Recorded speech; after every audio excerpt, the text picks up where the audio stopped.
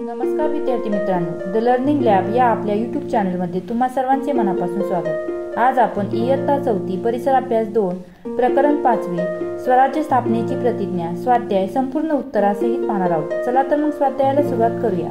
प्रश्न क्रमांक 1, रिकाम्या जागी कंसातील योग्य पर्याय लिहा। अ.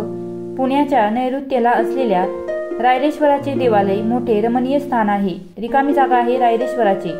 आ.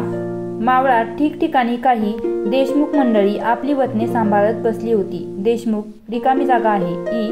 शहाजी राजांनी शिवरायांची स्वतंत्र राजमुद्रा तयार केली होती। प्रश्न क्रमांक 2, प्रत्येकी एका वाक्यात उत्तरे लिहा। अ. रायरेश्वराच्या देवालयात शिवराय शेवटी निश्चयाने काय बोलले? उत्तर. रायरेश्वराच्या देवालयात शिवराय आपल्या सहकाऱ्यांना शेवटी निश्चयाने बोलले की हिंदवी स्वराज्याच्या रूपाने हे स्वराज्य व्हावे असे श्रीचे मनोरथ आपण पूर्ण करूया। आ. जिजाबाईंना कोणता विश्वास वाटू लागला? उत्तर. आपण मनी जे धरले ते शिवबा पूर्ण करणार असा जिजाबाईंना विश्वास वाटू लागला। पुढील प्रश्न पाहण्या अगोदर व्हिडिओला एक लाईक तसेच आपल्या चॅनलला सबस्क्राईब करायला विसरू नका। इ. शिवरायांनी कोणत्या गोष्टीची खडानखडा माहिती मिळवली? उत्तर.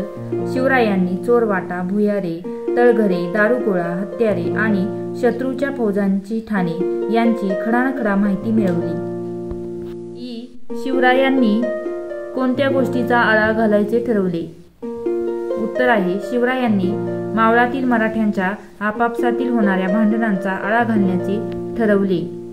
प्रश्न क्रमांक 3, 2-3 वाक्यात उत्तरे लिहा। अ. शिवरायांची ध्येय कोणते होते?